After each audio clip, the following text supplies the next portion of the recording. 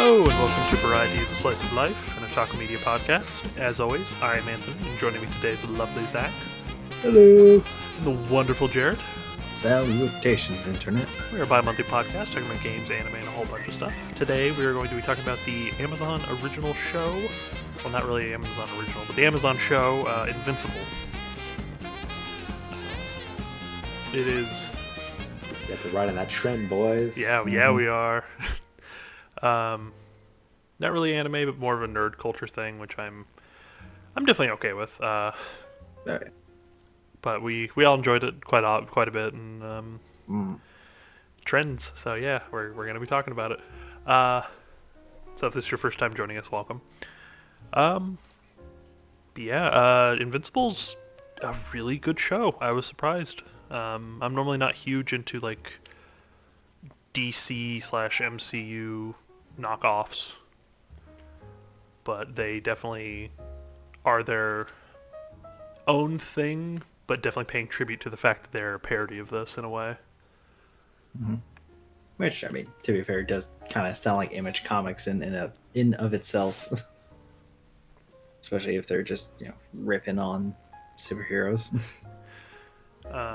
It's quite a dark show, which is fantastic. Kind of similar lines like along the boys, where it's got some funny parts, got some dark parts, and it's all around a good watch.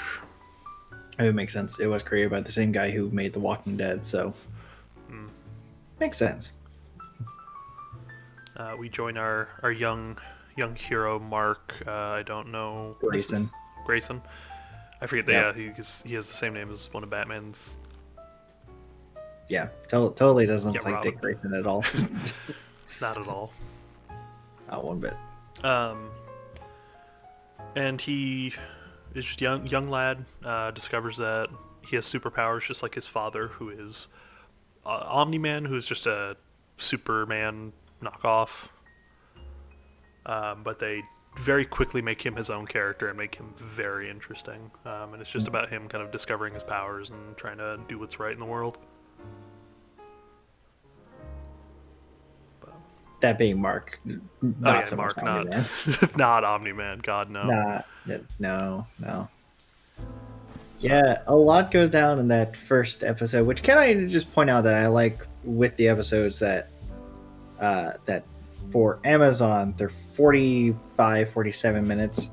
So I mean that if it was like normal airing time, it'd be an hour-long show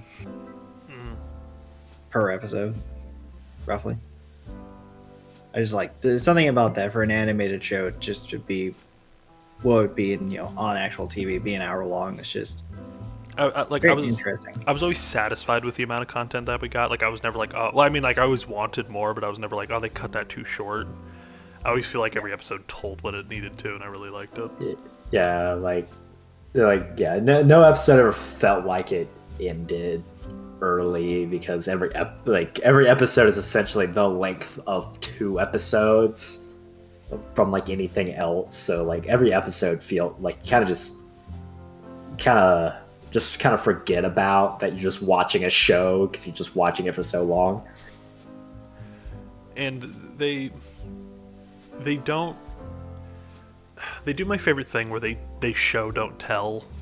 And it's like they show that these characters very clearly have backstory and interesting shit going on, and they don't really tell you about it right away or at all. Or are we just gonna jump into the Guardians of the Globe? Yeah, they're in the very beginning, so I might as well. Yeah, that World's Justice League, Avengers situation. Closer to a Justice League, but pretty much. Yeah, much closer. Yeah, they're just straight up the Justice League. Like we got Aquaman and Martian Man. In fact, his name actually was just straight up like Martian Manhunter, but he was just like Martian Man or whatever the fuck it's called. It's just Martian Man. And then we had War Woman. Darkwing, it's just Batman without the ears. And the Green Goblin hoverboard situation going on. Green Ghost. Green Ghost was kind of a weird one. She was. Her costume is so low quality compared to everybody else. She's wearing a fucking green morph suit. Yeah. Yeah, but, my favorite thing about like just gotta get out of the way first that like I actually like at the start really didn't like Invincible as I was watching it, but one of the things I could commend was I loved the fact that they never explained characters. It's like the whole show's built on comic book stereotypes, and they just kind of know that the audience would already get it, so they never explain like things. Like they just make things like so naturally integrated into the world. It's wonderful. I don't feel like anything's being spoon-fed to me. Like, No. they just present a scene to you, and you're like, you kind of can piece it together. Like, they don't question your intelligence when it comes to this stuff, and it's really nice. Yeah. Like I think Damien Darkblood is probably one of the better ones with that. It's like, all right, there's definitely something here. We get like very little information till like a couple episodes later. I think they talk about him. The Demon Detective is such a good concept for a character. So good. He's trying to save souls to get his soul back. Yeah. I'm like, woo! Interesting. He's so good. Although I do love, there's some weird stuff like the Immortal is. He's weird because he's just omni-man but less powerful, and I think it kind of is like a trait or like a, because there are a lot of Superman-esque heroes, especially in the DC universe. Yeah, I mean Shazam is essentially just magic Superman. Yeah. And so it's kind of weird that, I mean, it makes sense that he's pretty much the only one that's able to go toe to toe with Omni-Man. Well, relatively. I think Immortal is magic Omni-Man. I'm pretty sure he is, because with his like brief backstory that we got, which we're going to talk about that in a minute. Flashbacks, yeah. He like touched something, it looked like, that looked magical. Yeah, it's like it's either space or it's magic. My money's a lot more on magic than space. And then he just kind of is actually immortal. I don't know where he gets his other powers from, because like everything you see after that, he's like still doing normal things. Like, yeah, he's in a full suit of armor after being a caveman, but he's riding a horse still. And he's also Abraham Lincoln, apparently. Yeah, that was weird. Just kind of brushed Yeah. past that. Made me have to rewind and fucking be sure I was looking at that correctly, because I was like, wait, why did they just show the assassination of Abraham Lincoln at the what? Yeah. But it's he's a cool character, but he gets bodied like twice in a row. Oh, right. Yeah, we didn't even talk about Red Rush, who is probably my favorite character out of the Guardians of the Globe. But he's just French Flash. He's Russian. A Russian, that's right. Russian, yeah. Yosef. Yeah, I did think he was interesting. Like he was definitely more. He was like the most developed one. It felt like even more so than Immortal. Like even with like we at least got a scene with Red Rush. Well, that plus like his wife was relevant after the fact too, and like so we got to see some of his other life after he was dead. I love the thing of like him essentially like the cruel life of a speedster hero, where it's just like every time moves so slowly for me that every second of listening to someone is suffering. Although he did save that with the next lines, like, but your voice is so soothing I can listen to it for eternity, and I was like, oh hell yeah. Yeah, I do always like the speedster dilemma when they go with that, because they do that with Flash too, where it's just Where he thinks about as fast as helium atoms can spin, which is insane. Yo, can I just bring up like, how does the sex thing work with speedsters? Like, it's very messy. It's like I feel like they gotta finish like really fast. like they just can't help that. I imagine. but you gotta wonder if their recovery is faster. Also, if they thrust too fast, they're just gonna fucking Breaker. Yeah. Or him, I'm not judging. All control on that one. I think there was an audio pegging only. Oh no.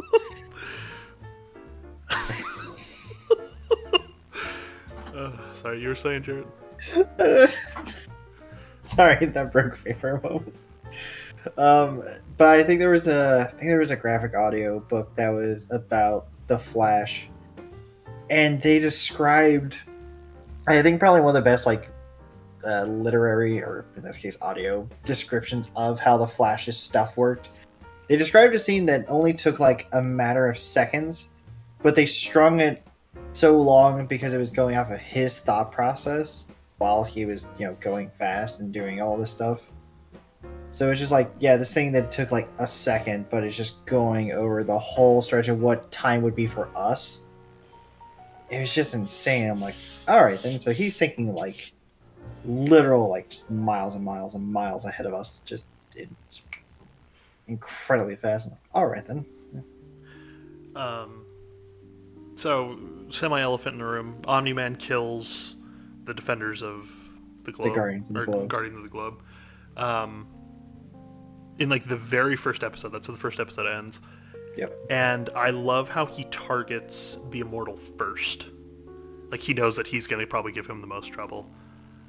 Yeah, then turns out it was actually Red Rush Yeah. for most of that fight, because Red Rush just kept saving everyone. Yeah, which made sense, which I really liked, and then he just fucking popped his head. Although I love how Red Rush was punching him so fast and just breaking his hands while he was punching him. Like, that was so cool.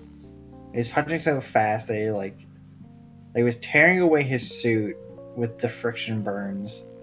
Started like almost going through his chest, and then just breaking Red Rush's hands because he was doing it so fast. And then just the way he finishes off the rest of the Guardians is just, it's so cool. Yeah, he just kind of Loki or Hulk Loki smashed Darkwing.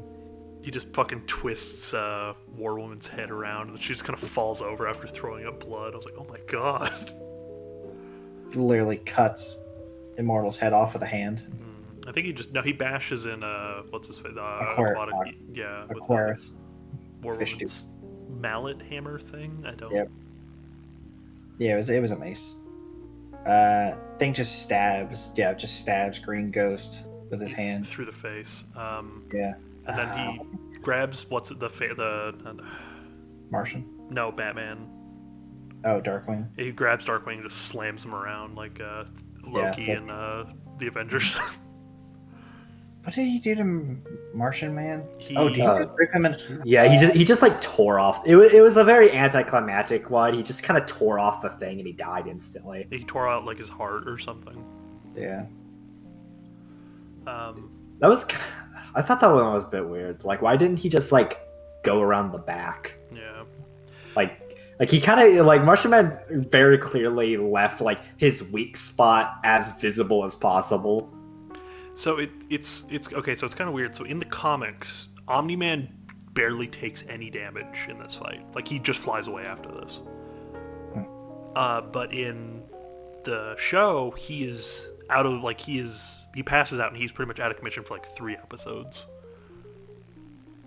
So they're kind of keeping with the same flow of this is very like the first big thing where it's like they're keeping kind of the same flow with the comic, but they're kind of doing their own thing, and I really like that so far.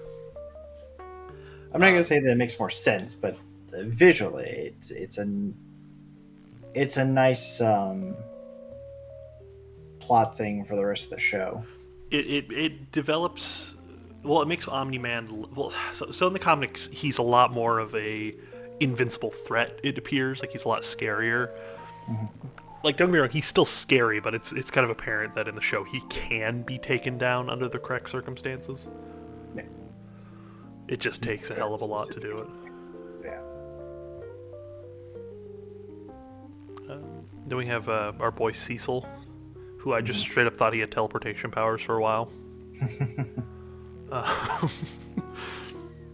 But Cecil's great. You can definitely tell something's going on with him, and something has happened to him at some point. Cause he's got like a kind of fucked up face. He's got kind of that who's that hero, was he a hero or was he a villain? He's a Western guy. He had like part of his face blown off. Jonah Hex. Yeah, you kind of got that vibe going on for me. Yeah, a little bit.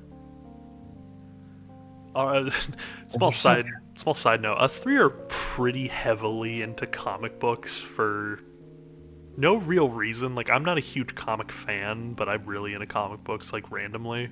Mm-hmm. Same. It's just, I love the world building, I guess. I like some of the stories. I find specific characters, and then that's it. Yeah, my relation with comics are weird. I don't really. Of course, I have like somewhat of an interest in them, but I like pretty much never read them. Other than like, I got like really into Daredevil for a bit. My two favorites are Red Hood, which is Batman's second Robin that got killed by the Joker and then comes back. Hold on one moment. We'll just keep going.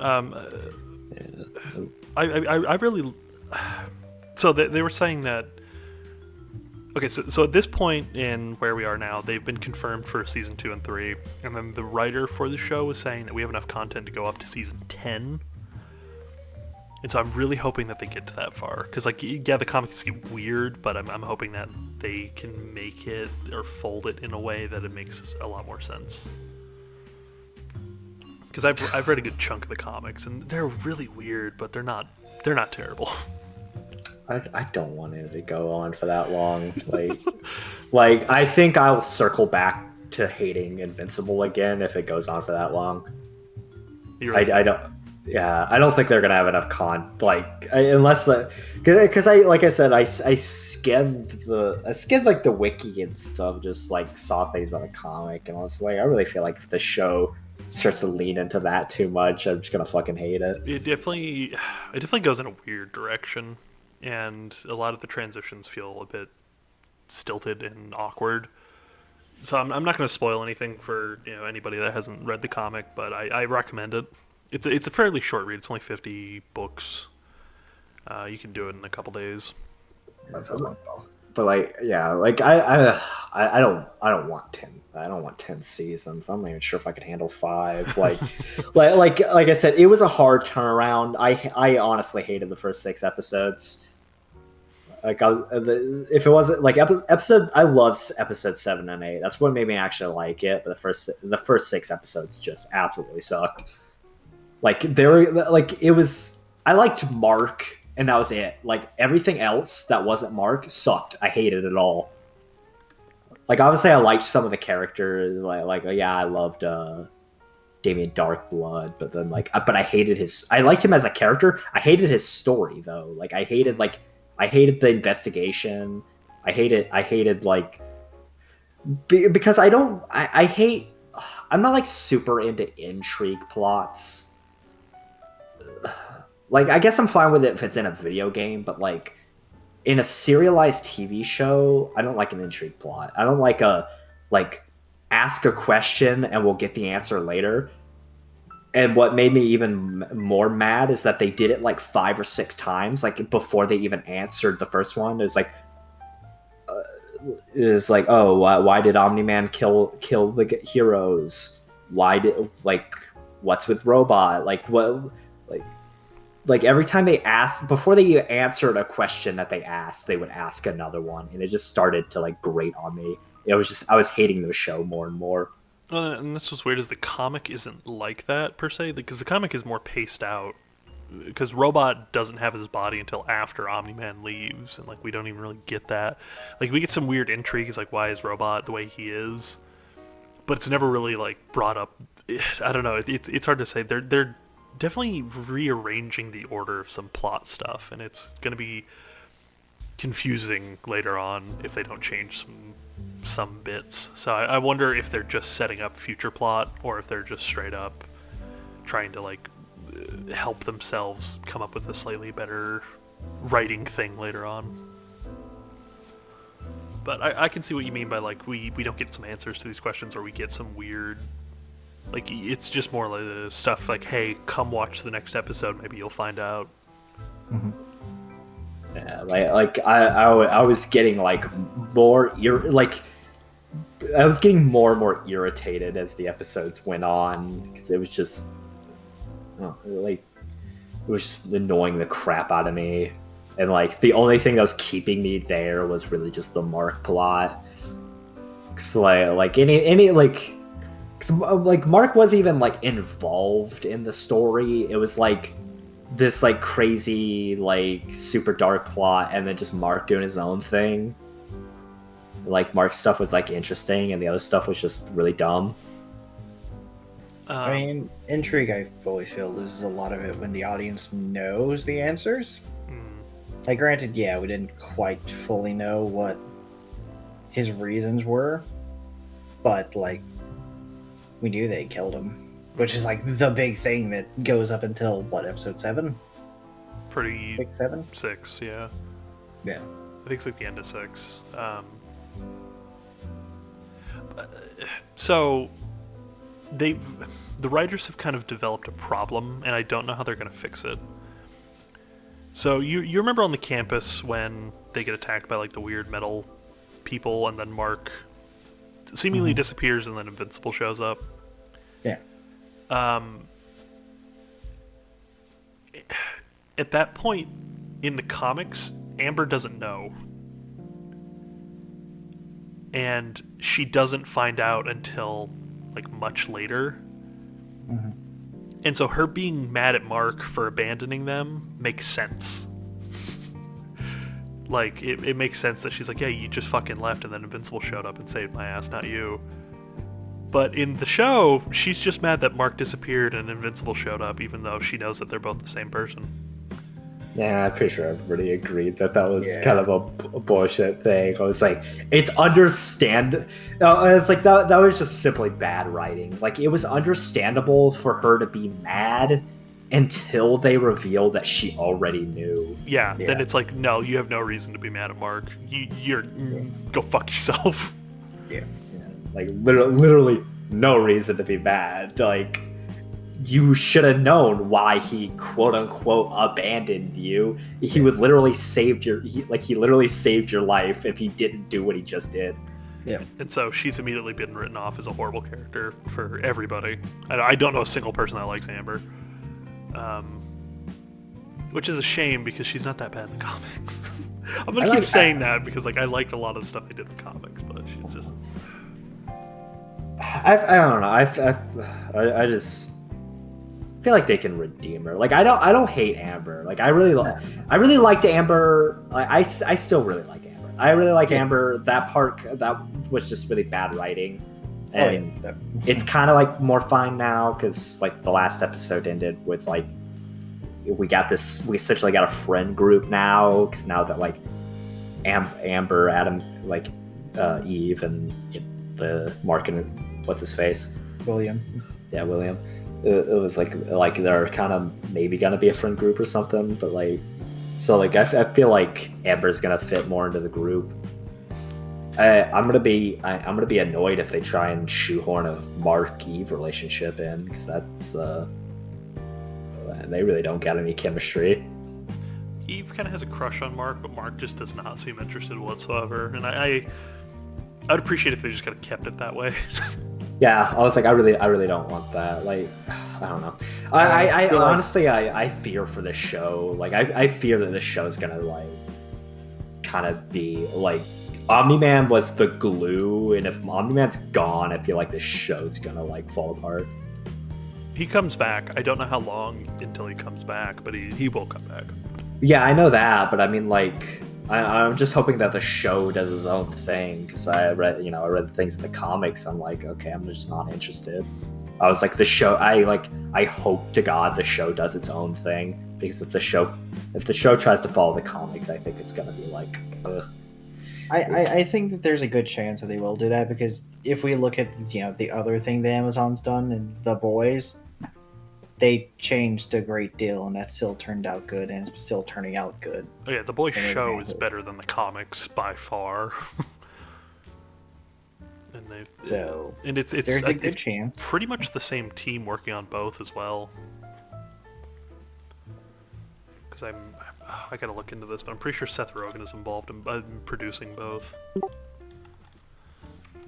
Yeah, one of the producers is also the reason for Invincible is Robert Kirkman, the guy who created it, and The Walking Dead. Let's see. Series directed, credits. Am I wrong with this? I could have sworn I saw his name on there. I might just be wrong. There. Yeah. Oh, no, there he is. Yeah, he's an executive producer. Okay. Yeah, so Seth Rogen is working on both this and The Boys, and he is very talented with doing this. Like, very talented, I would say. Yeah, but I just hope that the writers for the show know what they're working with. Like, they have to know that it was Omni-Man that everybody loved. Mm-hmm. Like, Omni-Man was like, Omni-Man, especially in those last 2 episodes, was just like the show. Like, it was all building up just to Omni-Man doing the coolest, like, just brutal, cool, craziest shit ever in those last 2 episodes. Cool. Yeah. I am, yeah, it is one of those things. I am worried about the future of the show, but at the same time, I'm anticipating I'm hopeful. good. Yeah. I'm worried, but I'm hopeful. Mm-hmm. That's why I'm going to say I'm going to give it season 2 and 3 to see how I really feel, and then after that, I'm going to be like, do I want more? Do I not care? Yeah. Because, like, like, the intrigue plot aside, season 1 was still very solid. Mm-hmm. It was mostly just the intrigue plot. Like, there were just a lot of questions, like, why did Omni-Man keep that suit? I liked Debbie a lot, I do want to say. Debbie as a character really... I didn't think I would worked like her well. very much, but she did really good as a character. She had a lot more importance than I was expecting, because I just kind of thought that they would do the, oh, you know, she's just the mom of 2 superheroes, or the wife and a mother of the superheroes. No, she ended up being a bit more important than that, so yeah. I definitely feel like her investigation wasn't even... The only thing about her investigation that I didn't like is the fact that What's-His-Face's notebook was in her closet. Damien Darkblood's notebook. The one that he put in there? Yeah. Well, wait, did he put that Yes. in there intentionally? Yes, he did. Okay, never Yes. mind, then it's not that bad. I thought she just found it. Yeah, he went into their closet and he put that there. Okay, it's not too bad. Because I wondered, like, what did he put there? And then the next episode was that. I was like, oh, that's what he did. Okay. So, like, her investigation isn't out of the question, and I feel like her... Like, where she looks is very logical. Like, going to the superhero tailor, who's very obviously a friend of Omni-Man. Mm-hmm. That was a great decision. Plus, he's a great character. I fucking love him. Yeah. Just the concept of a superhero tailor is great. Yeah, Art.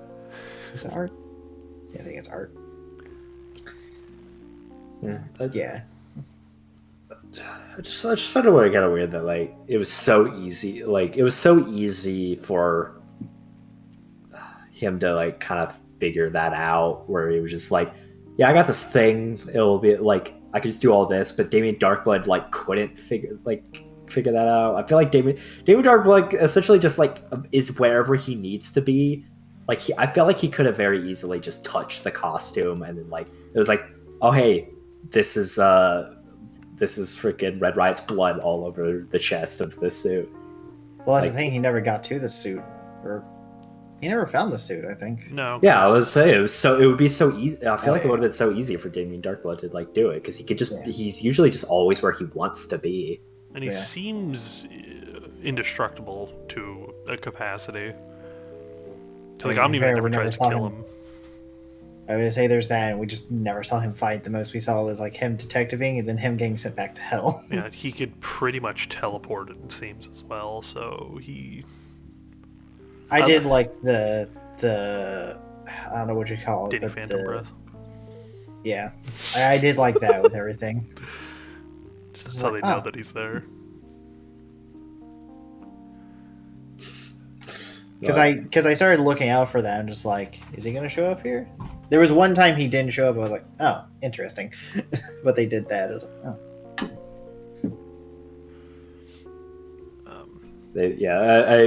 I do like all of the... I love any of the scenes where, like, both him and the one dude, like, yeah, the one dude's, like, lackey is there, because he's just, like, he's, like, an atheist or whatever, so he's just having a hard time, like, really understanding, like, a real-life demon from hell. I love that. It's like, oh, don't worry, we didn't kill him, we just sent him back to hell. And it's like, oh, isn't that worse?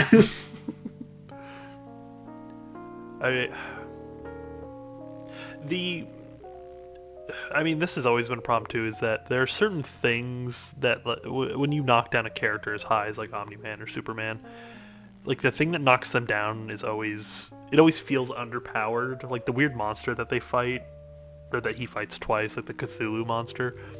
I don't feel like it should be strong enough to kill him. And even Yeah, though, they never really give a good gauge on like why Omni-Man really has so much trouble with the freaking kaiju. Like it just kind of slams him around. like Omni-Man almost like completely destroyed a planet in like a day. But then like a kaiju monster is too much for him. I do love that, him going into that portal and just destroying that planet. Oh, that was so good. Yeah. Fucking song that plays with that. Plus that whole montage. Yeah, he flies through like multiple buildings like it's nothing in that. But, you know, him getting slammed around a little bit, it's not good for him, so it's... I don't know. And like even with that fight, he still didn't look too banged up. Like Immortal, I think, did more damage than that thing. Mm-hmm. Which, yeah, let's talk about him and his interaction. Like, let's talk about Immortal for a bit. I like the concept of a character who is... I mean, that's why everyone loves... That's why a lot of people love Superman, is because, yes, he was born on, you know, Krypton, but he was raised on Earth. So he is human, but he's also, you know, Superman. And that's kind of what Mark is he was raised human, but he is a superpowered god. Viltrumite. Viltrumite, yeah. So Well, half Viltrumite, but 99%. Cause, yeah, but apparently the blood's so pure that it's like you're basically a pure Viltrumite. I'm like, interesting. Some strong blood. I love that when he's doing the think Mark think thing. He's like, you're going to outlive everyone you care about, and then he's just like, I'll still have you, Dad. I was like, oh my god. Yeah. That was such a good line. I was like, oh. Yeah, because that's like one of the only things he says after like he gets his ass kicked. He's just like a bloody heap, and he's just like, "I'd still have you," and then Omni-Man just kind of realizes. So good. That fight was great. Yeah, that Just was knocking him through a city and all. Oh god, yeah. through the train. Oh man, that train scene. Oh my Oof. god. There's that, yeah, so him trying to save the mom and her daughter from the falling building. Yeah. That has a lot of like almost comic booky moments that end horribly, and that's definitely two of them. Mm-hmm. Saving the fucking jet fighter, and then just Omni-Man just crushes his head right in front of Mark. Yeah. So let's another kind of semi-plot hole. Let's talk about the machine head, and Isotope, because I want to talk about that little weird plot arc that's definitely going to come back, where Mark finds that concrete guy, and he's like, "Hey, you need to help me." Is his name Titan? Is he Yeah, that's his okay. villain name. I was almost said hero, but he's not really a good guy. Yeah, he's like Titan. And he's working for like this guy named Machine Head, and Machine Head is just a computer boy. He gets him. I know what they're trying to do because I know the logistics behind it, where it's a quantum computer chip, but the way that they explain it is really bad.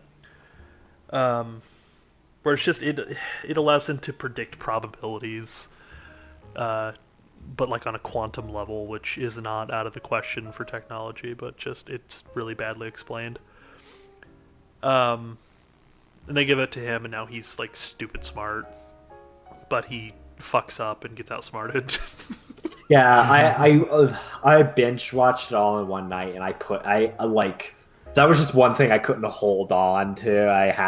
I posted that in our group chat on how much like that bothered me. And I didn't think about it until you said that, and I was like, oh my god, he's right. Where Yeah. just Isotope betraying him was not something he predicted. Yeah, because like they Mark teams up with Titan and goes to fight Machine Head, and Machine Head reveals that he is, because of his like, he can see like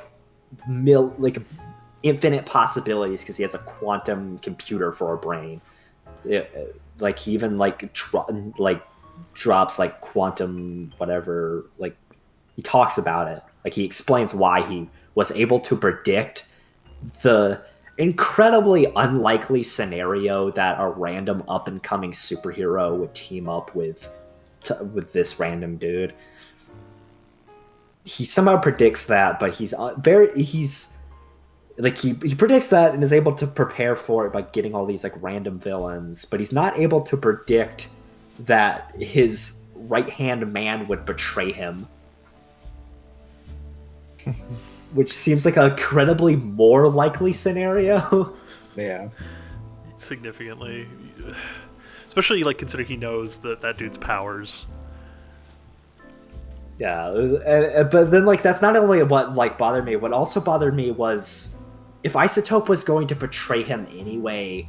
Why still bring the villains in? Yeah, like, why not just kill Machine Head yourself? He had the power to teleport. If you have the power to teleport and you're just and you just need to kill a guy who's just a dude, just teleport him in the air. Teleport him off a building. Kill him. Just kill him. Teleport him in the ocean. Like, literally do anything with your teleportation powers. Yeah, but then they put him in jail.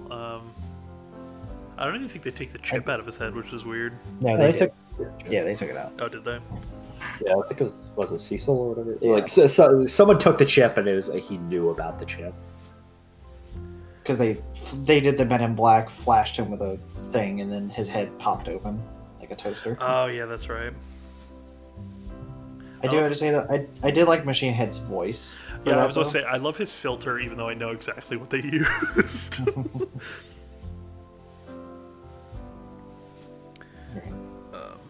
So we got to see Giant Catman played by Worf. He does come back in the comics later on, which I'm looking forward to. The cat dude or Machine Head? Yeah, the cat dude. Yeah, I mean they teased that in the last episode. Oh, that's true. He's like hugely relevant later on, but it's just really weird. I wonder how they're gonna do it. So there's a couple other things that we need to talk about. The Martians and all of Mars. Completely screwed now. Yeah, plus like the imposter that came to Earth, the sus man that came to Earth. Yeah, they didn't touch on him, but they touched on the infected one being on Mars. Yeah. But they didn't go back to the one who's now on Earth. Was that a Martian, or is that It one was of a those Martian. things? Okay. But an evil Martian? They didn't really say. Is it a Martian? I don't know. I'm not sure how all that works. Yeah, he was definitely a Martian. I thought he was one of those weird things. I mean, it's hard to tell. It could have just been one of those things that inhabited Martian, because those things can't shape shift inherently. So like that human was for some reason the puzzle to completely annihilating the Martians for some reason. Yeah, that was kind of a weird. I don't know. Also, like, why not just have Mark destroy them? Like, he's not affected by them. Why not try and like be friends with this dude and go, hey, can you get rid of these things for us? This, walking red tide apocalypse. It's like, hey, this is quite literally potentially universe ending if you don't deal with this right now. Can you like squish these things? I feel like probably the deal breaker in that was that Mark just straight up said that he was a half Viltrumite to the guy. That's true. Viltrumite are fairly feared. Because the guy did reveal that he is aware of Viltrumites, and then Mark said that he was a half Viltrumite. I love the... what was his name? Carl? Yeah. Okay. Yeah, I love him just because he fucks up. He's like, oh yeah, I was supposed to go to Earth. Oh, that's Alan. Or Alan. Wrath. Uorth. Yeah, He's like, Uorth. then he fucked up. He came back. He's like, "Oh yeah, did you guys know that you have a Viltrumite living here?" Like, you know, I can warn you. It's like, yeah, you got a Viltrumite on your planet. Oh yeah, he's gone. Excuse me. They don't ever leave. What the hell? But one of my favorite, probably like a line in the whole show is freaking like, it's like timeout.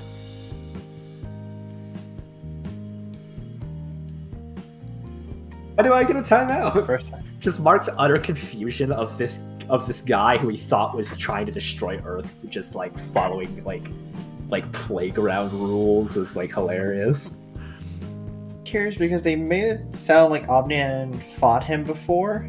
Why did Omni-Man not just kill him? Well, they made that, and then they made it so that way Cecil knows about it, but he doesn't know why he's there. Yeah. It's just like, Like, is Omni-Man like keeping this a secret or something? Like, what? yeah, it's like, did Ellen not reveal that, hey, I'm from the, galactic, whatever what he called it, like something force, like global, not global, but like universal defense force, something like that, Yeah. a planetary coalition of something like that. Like, one, did he not announce himself to Omni-Man, and B, why didn't Omni-Man just kill him so no one would come back? He probably announced himself to Omni-Man, and then maybe Omni-Man was like he didn't want the humans to know about the coalition of planets or something, so that way they didn't find out about the Viltrumites. But just beat him. Well, they already knew a Viltrumite was on the planet, so if he killed him, then like the coalition would just be like, "Oh, Alan went to Urath and died. I guess something's with Urath." They would like they already knew that there was a Viltrumite on. yeah, you're right. I don't know then. That's really weird. Yeah, because they lead into it, they're like, Earth has a Viltrumite, but he thought he needed to go to Urath, but then I guess it still does kind of line up, because he didn't know that was Earth until after Mark told him, and then when he came back, he was like, yeah, no, Earth has a Viltrumite, you guys need to get the fuck out of here. It's like, what? It's yeah. Yeah, it's weird. Also, check your paperwork, goddammit. I do love the idea that the Viltrumites are like, yeah, you guys either listen to us, we kill most of you, or we just give you great technology and you just live under us and kind of work for us. Like, I love that idea of just a fucking conquest race, that their whole thing is just they live so long, they just live to enslave everybody. Yeah, it was like they can't live, like they're so obsessed with like conquering that they can't live peacefully on their planet. So the only way to like remove conflict from their own race is just by conquering other people. This is not a spoiler for anything, but I do love that the fact that all Viltrumite men have mustaches like Omni-Man. Just weird. It's so weird, but it's so funny. Just like, there's like a lineup shot later on of like a bunch of Viltrumite men, and they all just have these fucking glorious mustaches. Yeah. I know. I liked the one Viltrumite woman who was just fucking killing people with her hair, and I think she becomes more relevant because I think I saw her like on the wiki. Mm-hmm. Yeah, the Viltrumite, I don't want to say war, but the thing that's going to be coming up later is definitely going to be a lot of fun to watch, and it's going to have a lot of cool characters, and I'm very curious to... There's one character in particular who's like this old man, and I really want them to give... I really want the writers to give him like a Scottish voice, kind of like what's-his-face from Samurai Jack. Alright then. He looks like him. Like, if you look at a picture, you're like, okay, yeah, I could see that. Yeah. The Scotsman, I think his name is. But... Yeah, from Samurai Jack. Can I just talk about, like, this show had a lot of interesting characters. A lot of weird throwaway characters, too. Yeah, I was really surprised. Like, one of my favorite things is I really loved the Mulder twins, and like I was not expecting them to like become relevant again. I thought they were just gonna be like a throwaway, like beginning, like jobber villains. Mm-hmm. But then they like became wildly more relevant in the story, and I just loved their concept. They don't know which one's a clone, so they just keep accusing the other one of being the inferior clone. It's so good. Yeah, and then it's revealed that like they specifically designed their cloning machine to work like that because like if one knows that they're the clone, then they would feel inferior or whatever, or they would fight over it. So like they just kind of like they design it so they always know, like they have no idea of knowing which one's the clone or not. Which kind of brings up the point that this might have happened before. Because they've done it definitely more than once, so it's like it's a question of like which generation of clone are they on. It's more than likely that the original's probably dead by now. And then they just have great throwaway ones like Doc Seismic. But you were a professor of seismology. I also minored in African dance and women's studies. I'm glad they gave him like a weird throwaway thing at the very end of him just being underground with like mole creatures. Like molten molemen, yeah. Like... I loved I love like even like less relevant villains, like the guy who gets thrown into space by a mortal but then shows up in a different episode. It's just floating in space. Biplane was the villain. Oh yeah. Like he gets all of Denver with me. Yeah, he just gets thrown into space by a mortal, and then one of the episode where Mark goes to Mars, you just see his dead body still in space. It's like, in doubt, throw them into space.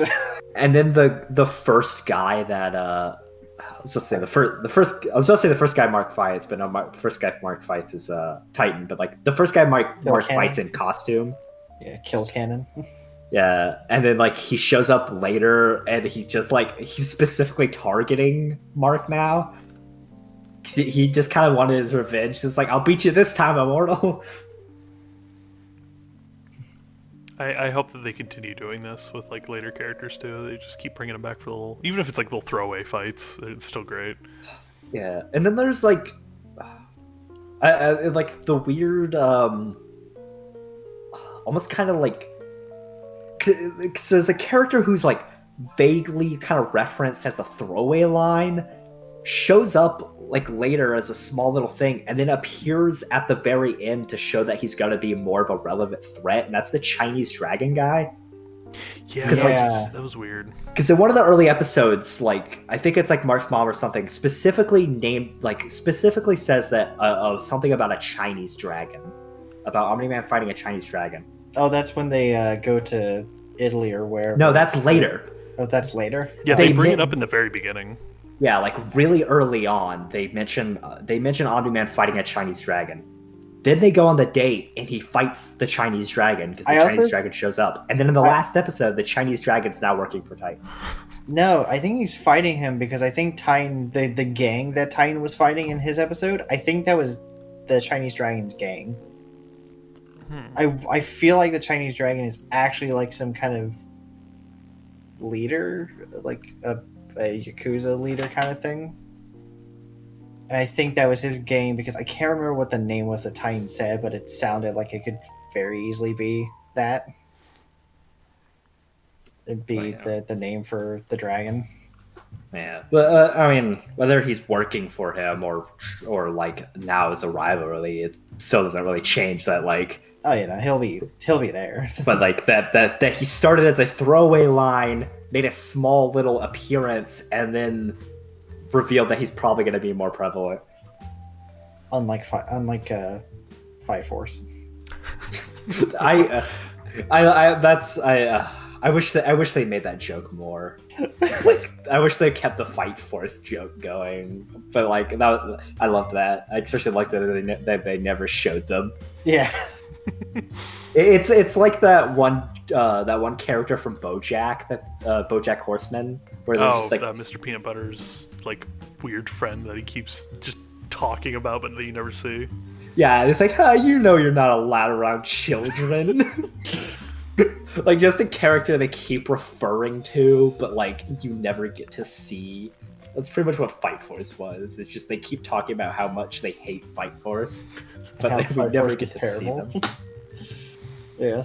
I feel like the pick for the new Defenders of the Globe, or whatever the fuck they are. Guardians of the Globe. I'm never gonna get their name right because I don't care. It's GG. Sorry. I feel like the picks that Robot made were, half of them were kind of weird, and I don't feel like they were good. The other half, like, I feel like Monster Girl is a pretty decent choice. Yeah. I felt like I like Monster Girl, and like she's very relevant to Robot's plot. Like I especially liked the way her plight kind of tied into his. I felt like we could have just dropped Duplicate. We didn't need her anymore. No. Like after the Teen Team stuff, we didn't need Duplicate anymore. We could have just got rid of her. Rexplode needed to stay, of course, because he's a little bit more relevant in it. His powers are still shit. They are. He's worse Gambit? Somehow. Beat your ass. We're in the same house. I'm gonna beat your ass if you make fun of Gambit. No. I said Rexplode was a worse Gambit. I know, and I said somehow. Yeah, Anthony insinuated that Gambit sucks, and I'm gonna beat his ass. I don't even hate Gambit. I just like. I was gonna say I'll drive up there. Zach. I'll drive over there and I'll help you kick his ass. Both you and your sister make fun of Gambit in front of me all the time. But, yeah. How often are you insulting Zach with Gambit? Quite a bit. Why? I don't know. Yeah, but like I don't like Rexplode, but he has to be there. Like, I feel like he needs to be there. Yeah, but like Monster Girl is good. We don't need Duplicate, and we don't. I kind of like Black Samson. It didn't make sense why he joined, but now him being there with his powers makes sense. Yeah, like him getting his powers back was weird. Like I don't know what his powers are, but like it seemed weird of how he got them back. Yeah. But yeah, he just seems really weird because his whole thing is that he was an original member of the Guardians of the Globe, but lost his powers, and then just kind of got back into it. Like he still was a superhero despite like losing his powers, and was able to like be good enough to join the team. Yeah. And then there's Shrink Ray. We don't need her. We really don't need her. She's probably even lamer than Duplicate. Yeah, she's just a bad Ant-Man. Can't go up. she don't go up. She don't got any ups. She only go down. I did appreciate her shrinking down to choke that one dude out, but then unfortunately that dude just kind of got back up, so it wasn't really effective. Which I feel bad. Like if they would have done some cool shit, like the Ant-Man and Thanos' ass ideas would have been very. Like she went to the gorilla dude's brain and just, like made him pass out. Yeah, but like she didn't expand in his head, make his head explode. Like that would have been cool as fuck. But Anthony was it was a tryout. They weren't trying to kill each other. Well, Monster Girl may have been trying to kill Rexplode after a bit, but yeah. Being like, yeah, that kind of had like the choking thing, but then like I had her go into his head. Like, one thing I like about Ant-Man is that he keeps his mass. Like that's what makes Ant-Man's cool, is that he shrinks but he keeps his mass. So he like punches a guy and then it hurts more than a regular punch because it's so highly concentrated into a tiny area. Yeah, it's like a bullet hitting you. Yeah, like that has a scientific like science-wise that makes sense. Like if you condense a human's worth of mass into such a tiny point, like that's gonna do some serious damage, and that's what makes Ant-Man cool. But they didn't really play with that with her.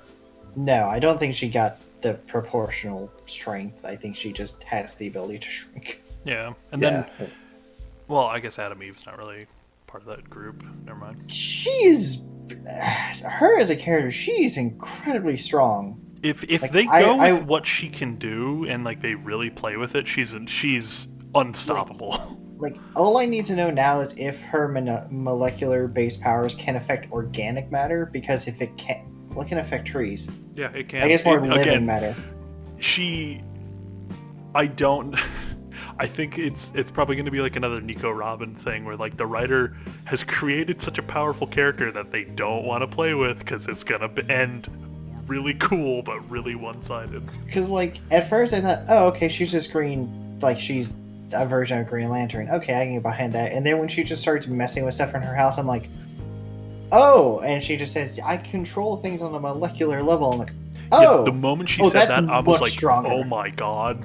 I'm like, oh, she's much stronger than than I thought before. Yeah. Oh. Because if we go off like Owen Reese's from the MCU's abilities, he's unstoppable. Like, oh my god.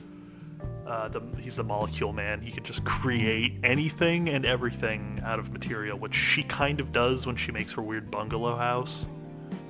Yeah. And, like, I mean, they kind of show off her powers, like her, you know, making an orchard bloom suddenly, and, like, she's so potentially strong. I was like, you can't just casually have a character who can control, like, things on a molecular level, because you know what that leads to? That leads to nukes. That leads to her being pissed off, snapping her fingers, and then a city being gone. Yeah, like you just made a character who could do a nuke on a whim, and like you can't write yourself out of that. No, like it's you've created a omni-powerful character who, like, yeah, she could probably just get one shot by Omni-Man, but she could also just kind of wave her hand and Omni-Man doesn't exist anymore. Yeah, like if Omni-Man like almost gets killed by two really strong, like almost invincible superheroes, what's he gonna do against a nuke, huh? Well, I'm just waiting for them to do the thing that they did with Dr. Manhattan and Superman in the Doomsday Clock thing. Because I don't know if either of you have read that, but Dr. Manhattan waves his hand and kills every hero except for Superman because he can't kill Superman. And they explain it that it's because he has like radiation or whatever in his body, and Dr. Manhattan's blah blah blah.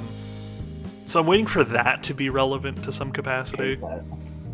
Oh no, it's so bullshit. It's such a dumb thing because this was New 50. This was New 52, wasn't it? Yeah, they just wrapped it up recently. Of course it was New 52. I hate New 52. Yeah, Dr. Manhattan was just like, hey, lick my balls, and then Superman's like, both of these nuts, and then everything stopped. Referencing your own content. I don't know. I mean, I don't want to talk about it for too long. I just hate the fact that I don't like Dr. Manhattan existing in the same world as the Justice League, because literally the thing that makes Dr. Manhattan cool is that he's the only superhero in a world with no superheroes. Yeah. Like that's the whole point of the Watchmen, is that they're all like they don't have superpowers except for Dr. Manhattan. They're vigilantes and a god. Yeah, like that's the whole point. Dr. Manhattan can't exist in the same world as Superman, and I wait for Adam Eve to just, you know, oh yeah, that Viltrumite blood you like so much there, Omni-Man? Yep, it's human blood now. What'd you do to my blood? What? Like, I want them to explain why she can't do that. Yeah. And I want a good reason. I don't just want, oh, well, his Viltrumite blood is resistant to manipulation. It's like, no, that's not how that works. On a molecular level? Like, that's DNA is bigger than molecules, you know, you could just... I'm pretty sure, I think. I don't know, Magic School Bus didn't really teach me the size of those. I know how they work, but I don't know the sizes exactly. Also, since we're talking about Adam Eve, can we at least talk about how every member of the teen team except for Robot had really shit names. Oh no, it's great. Yeah. Adam Eve, Yeah. and her name is Eve. Rexplode.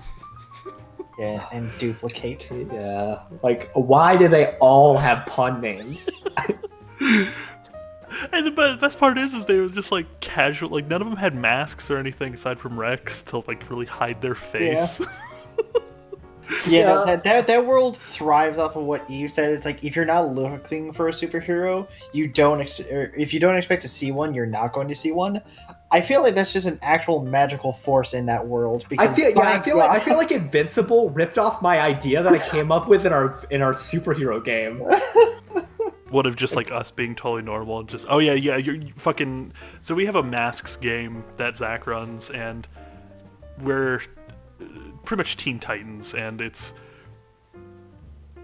the characters just magically don't recognize us. Yeah. And they always believe if we have to go somewhere too, it's like, oh, we gotta go, and then the superhero team shows up, like, man, that's crazy. That's not connected. Yeah, I added a magical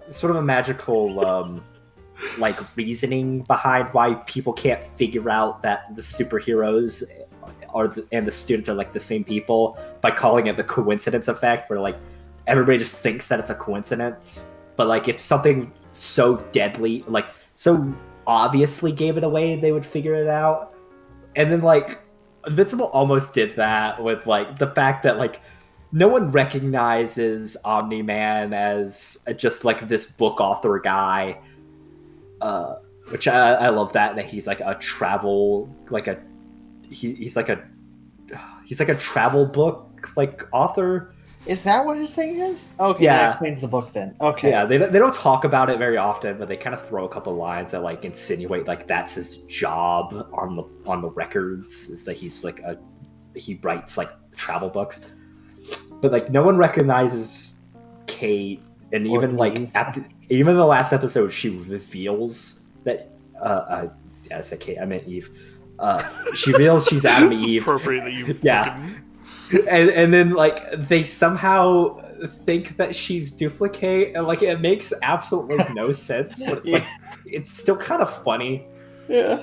It's weird how Invincible kind of plays with this, like it's like comedy in a way. Like it doesn't really, I guess it kind of has dark comedy sometimes, but it's like a lot of like it goes from like super dark to like kind of having funny moments sometimes.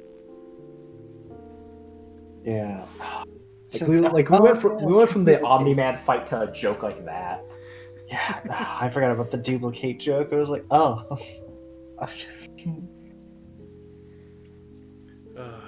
Also, Duplicate's powers are really fucked because she has died so many times and is just totally okay with it. Yep. Like, what's funny is like the number never goes up. Like, say if 2 got killed, it doesn't there's always another 2. It doesn't like 3 2 isn't changes like into 2. permanent. I think we've seen that. Because I think when she was dodging the attack from like the weird time aliens, her number would constantly shift between like 1, 3, and 2.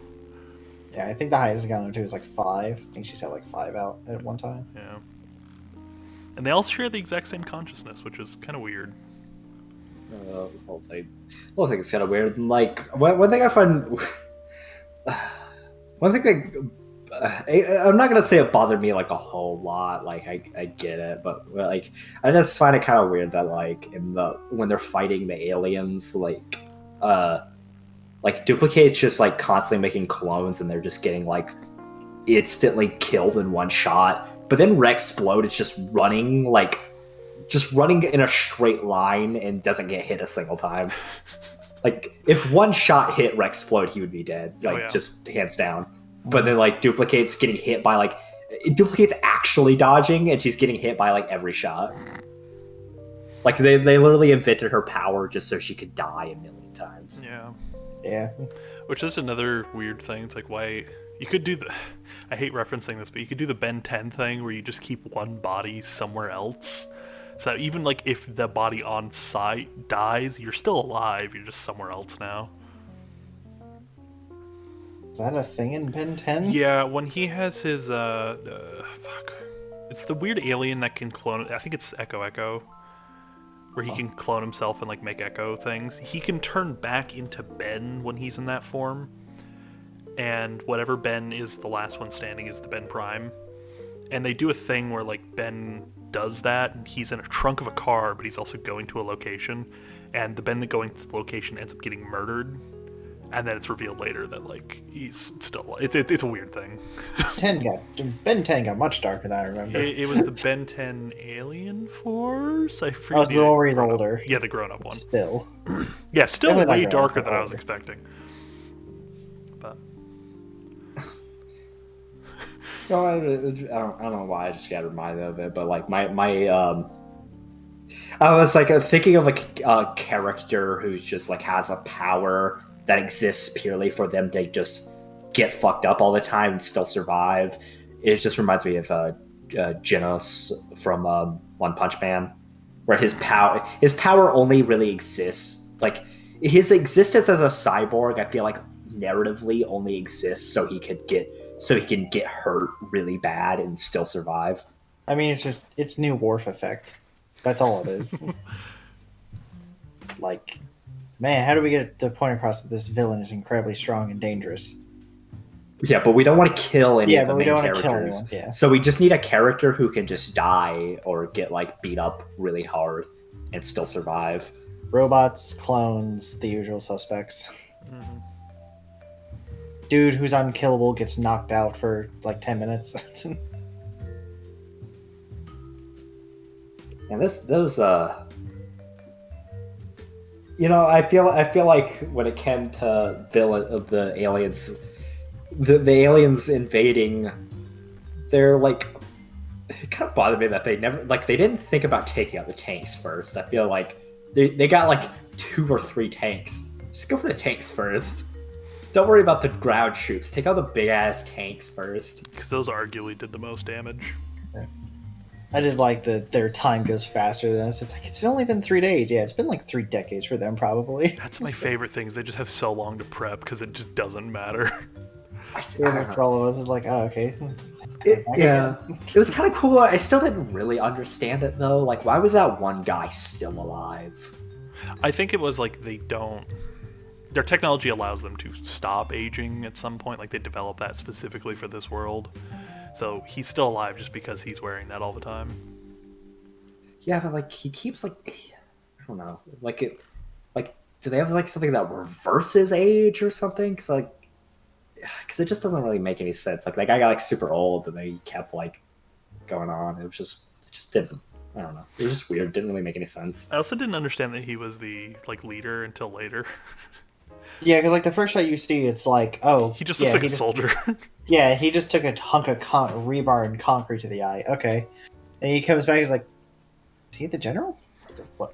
Okay. I don't think he was the leader until later. It didn't really feel like he was. I feel like he just Yeah. kind of usurped the leadership role Maybe. Yeah, because like he definitely did because not he feel like a leader hijacks at one of the first. tanks or something.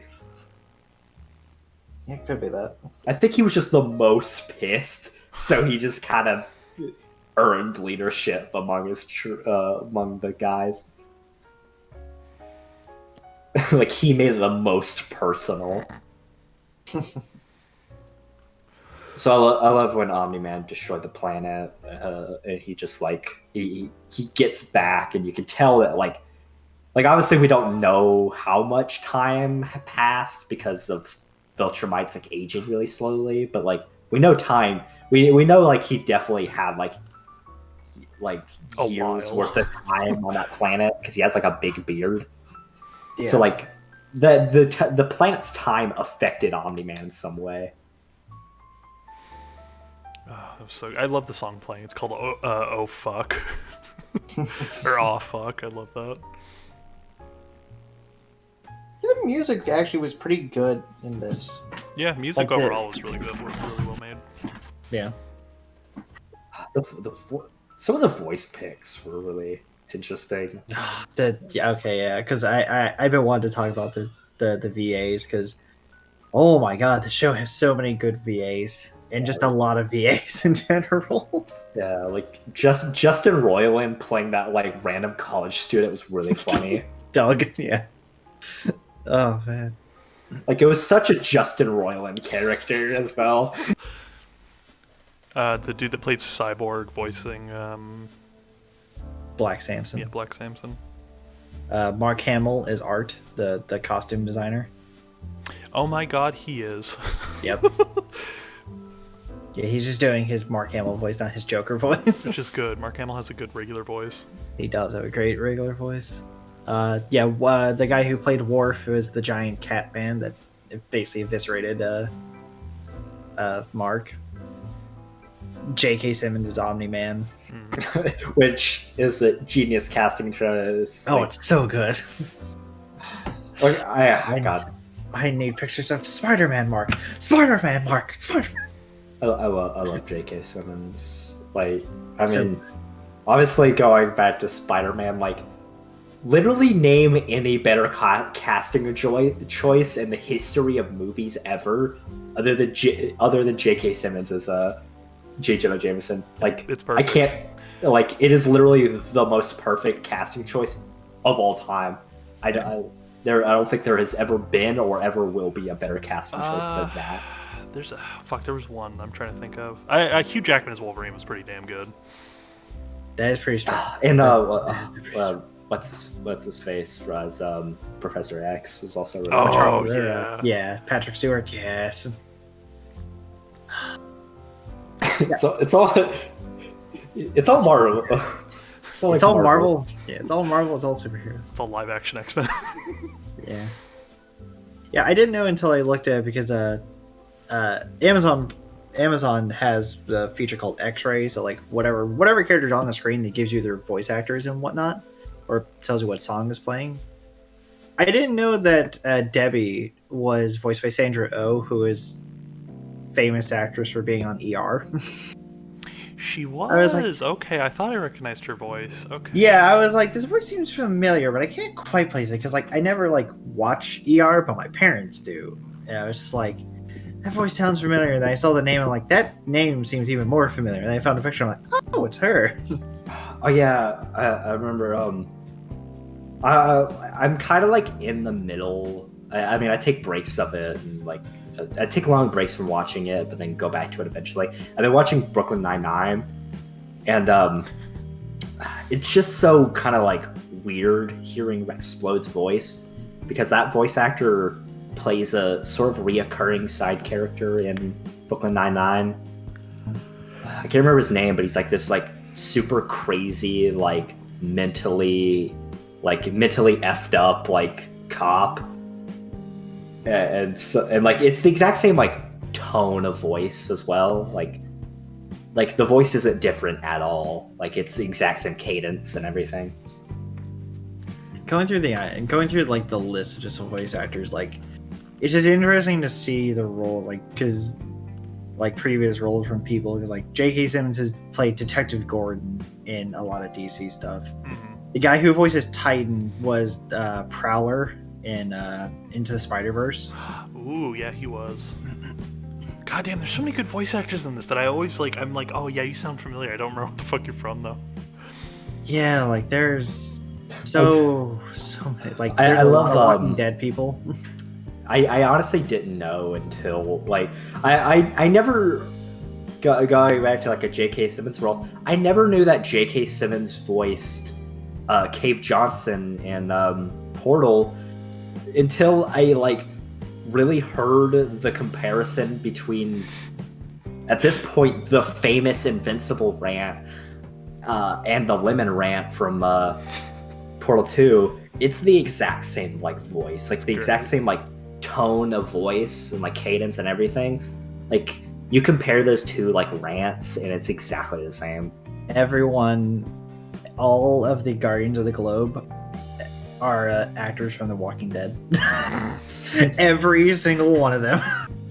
And Invincible is Stephen Yeun, also from The Walking Dead. Yeah, that was the He played Glenn. yeah. It's like the only. It's like that's the only probably the only Walking Dead actor you could say that were like, oh yeah, I know that guy's in Walking Dead. I know, Yeah, like, I really know nothing about Walking Dead, but like I kind of know Stephen Yeun's name. So the guy who played Immortal also was the voice of Aquarius, another villain called Kershuk, and Biplane. So in one scene he played both the hero and the villain. And I'll take all of Denver with me. Yeah, when in doubt, throw him into space. But yeah, overall, really good show. I'm looking forward to the next couple seasons, and I'm hoping that they change it up. Hoping that they make it... I almost want more filler and more interesting stuff with where they're going, if they're going to be doing what I think they're going to be doing, but... Or just original plot overall. I don't know. I really want more of an original plot, or more just kind of just more Mark filler. Like I don't like when it comes to what I would want from more Invincible is like I either want more episode 7 and 8 stuff, or I want more Mark filler. Like I don't want all of that crap in the first 6 episodes that I absolutely hated. Like all the stuff that wasn't Mark in the first 6 episodes, I hated. Like if I binge watched it after the show was already over.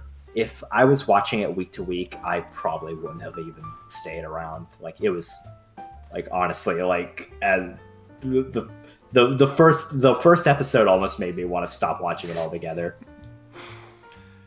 The comics, it's funny because the show is pretty fast-paced. I would argue the comics are faster-paced. Like, they space out Mark getting his power. Mark gets his powers in the first page. Like, the thing of him throwing the trash bag is the first page. On a more lighthearted note, the guy who voiced the Mahler twins, I thought his name looked familiar. His name is Kevin Michael Richardson. Mm-hmm. So, do you want to know some of the things that he's voiced before? I know he's done some pretty prominent stuff, but yeah. He was Goro in Mortal Kombat, the old one from 1995. He's Captain Gantu from Lilo and Stitch. He played in DC's Young Justice. He plays Martian Manhunter. Let's see, what else does he have? Oh, he's Dr. Hibbert from The Simpsons. God, yeah, he is. He's so good. Oh, wait. Oh, he's also Monster Girl's monster voice. And the Flexen leader in Invincible. I love them. I love this voice cast. Like, I've never had, like... I think he's the... Oh, he's also Trigun. I think he's the in Teen Titans. principal in American Dad, I think. Oh, hold on. I just saw American Dad. I know I saw Family Guy. Because I know Simpsons, I know that Dr. Hibbert also voiced that guy, so I'm pretty sure it's the same guy. Maniacs, Adventure Time. But yeah. He was Dexstar in DC Superhero Girls. Oh fuck! He was he was Zima in Zima Blue from Love, Death, and Robots. Still need to watch Love, Death, and Robots. It's really short. Zima Blue especially is really short. I can't imagine Dexstar with that kind of voice. Exactly. Thank you. Like that's what gets Dexstar me. in that show. Yeah, like I can't imagine Dexstar in that show either. Like, yeah, he's a cat, but like Yeah, his for those of you who backstory don't is know, horrible. Dexstar is a really angry Red Lantern cat. Dude, I love Dexstar. Dexstar is like the cool. Oh, yeah, Dexstar he's is great. hands down the coolest like Green Lantern character.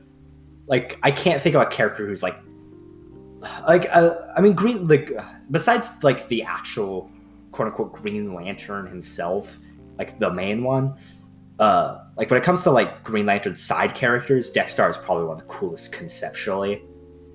Maybe the Orange Lantern is really cool as well, but like LaFreeze is great. I love LaFreeze. I'm going to date this podcast real fast so that way I can put this in the tags because fuck you. The new Venom trailer just got released. Venom, Let There Be Carnage. Never watched Venom. It's not bad. I need to watch. I actually like need to Tom watch Hardy. it. Yeah, I really like 'cause Tom Hardy. So because it seems like it's kind of like a buddy kind of like a buddy film, and I have a weird obsession with like buddy films. All right, we are getting way off track though. Probably wrap this up. We will have a Marvel and a DC episode coming up soon. I don't know exactly when because we need to do some kind of anime stuff before then. yeah. Anything else we want to say about Invincible before I bring up some real quick topics? No, I think I'm good. Yeah, I got through everything. All right. Handful of quick things. We have a new byproduct podcast coming out soon. which is just us playing D&D that I'm going to be editing down to a listening format and adding some music and sound effects and stuff. It's going to be called Calling All Heroes. Check it out. It should be on the same thing that we post this as, because I don't want to pay for 2 different podcast hosting services. So our thing is just going to become kind of a catch-all now. The YouTube channel is still going to be, whatever. So check that out. That's going to be kind of a modern superhero, Invincible inspired kind of thing. It's going to be really cool. I'm looking forward to it a lot, at least. I'm going to be hosting, and then you two, along with 2 of our other friends, are going to be playing. Logan, which you've heard about before, and I think Alfredo, which the episode's not out yet, and I think it's going to be the one after this one. But Alfredo's another friend of ours who plays D&D with us a lot. And we're using the masks system from Powered by the Apocalypse, if you care. Fantastic, very theater of the mind, so it's almost perfect podcasting format. And then the next episode should be about TRPGs and all that fun stuff, so look forward to that. The next episode of this podcast, is about like TRPGs and us playing like some stories that we've had and some of the stuff that we like about them. Then after that, we should be getting on to back into anime and otaku culture for a bit and stay a little bit away from the nerdy culture. Yes. Japanese cartoons, less nerdy than comic books. It's American comic, or it's American manga. Yeah, so thank you for joining us. You can find links to everything in Linkdom, along with our Twitters and other social medias if you feel like following us. As always, we post twice a month. We'll occasionally have a special episode, so be sure to stick around for that. Next time, be sure to join us, and as always, have a good day. Bye, Internet.